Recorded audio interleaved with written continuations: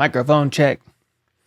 Then God said, light. All right, let's take a look at DraftWire's mock draft ahead of the NFL Scouting Combine and see who the Chiefs selected in this one. But first, how about those? Hey, if you love the Chiefs as much as I do, make sure to subscribe to this channel and turn notifications on to stay up to date and in the know with daily news about our favorite team. All right, so the Scouting Combine is here, March 1st through the 8th. The 2022 NFL Scouting Combine allows prospects to participate in on-field drills in front of NFL evaluators.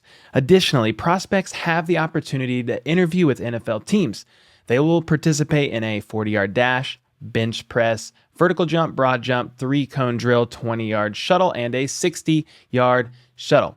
Well, anyway, DraftWire recently did a mock draft, and I want to look at the 3 players that they selected and talk about them with you all a little bit. So I've linked an article from ChiefsWire in the description, and they've done a summary of this mock draft for the Chiefs, which you can check out in the description down below as well.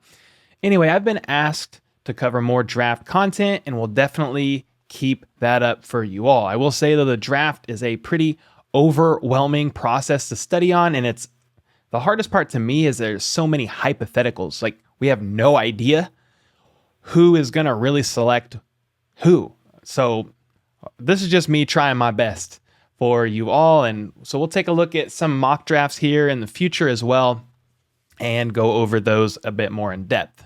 In this current particular mock draft, Luke Easterling, editor for DraftWire, goes after defense first and later a bit on the offense with a receiver. To note on this mock draft, though, you won't see the third round compensation pick that the team is expected to receive from the Ryan Poles hiring in this one, as the NFL hasn't yet released their complete 2022 draft order. All right, first pick, round 1, number 30, Clemson cornerback Andrew Booth Jr.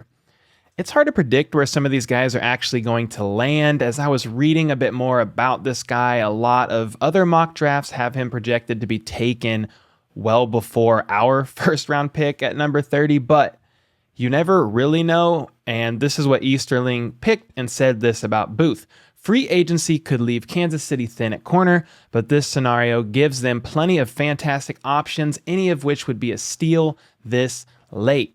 Booth is a polished, pro-ready cover man who was dominant in press coverage for the Tigers last season. Yeah, and Booth is 6 feet tall, 200 pounds, nice footwork, and from the footage I've watched, has great awareness and hands as well. It's worth noting that Booth has had under 1,000 snaps in his college career, so there's potentially a lot of room for him to grow, but also this is a bit risky because there's not as much play for us to study of him.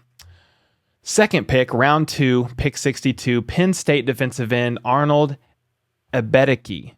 6'3", 253 pounds. For comparison, Frank Clark is 6'3", 260, and a similar build to Melvin Ingram as well, who is 6'2", 265. From the film I've watched on him, he's quick.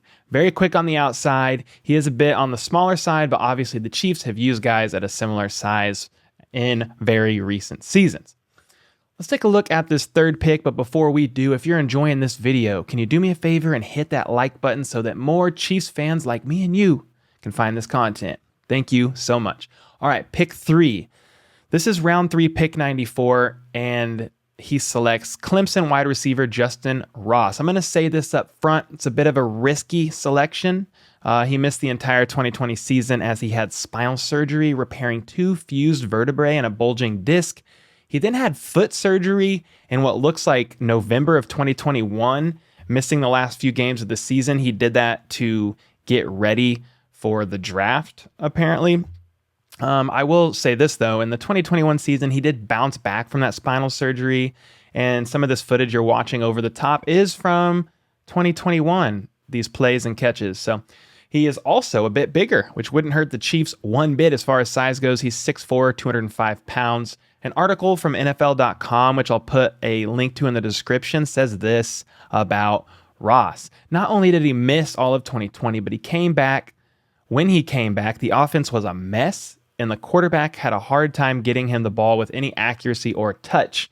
You'll have to grade his 2019 film, in my opinion. College scouting director for AFC team. So we may have to take his 2021 numbers, which were statistically his lowest so far, with a bit of a grain of salt with that quote from that NFL article, NFL.com article in mind. We could, though, also see more from him, much more. What are your thoughts on these selections with all that being said? Would you go a different route? Do you like some of these? If you would go a different route, can you comment down below who you would go with? If I get enough comments about the same player, I'll definitely do a video on that individual. Again, this is as much your channel as it is mine. This is a conversation, so definitely let me know in the comments down below. As far as my thoughts, I'm not unhappy with these selections per se, but again, it's just a mock draft, and it's tough to really know where we will land. I agree we will more than likely need to look at cornerbacks, especially if Hughes is gone and we can no longer afford to bring Charvarius Ward, back to the team. Of course, we also need to work on the D-line, and then we do need to look at wide receivers, in my opinion, in both free agency and the draft. All right, guys, more content like this to come. Don't you worry. If you enjoyed this video, make sure to like and sub for more Chiefs content. I'm posting daily news about our favorite team, and we'll be doing news like this all year long. So until next time, Chiefs Kingdom, let's go. Let's go. How about those?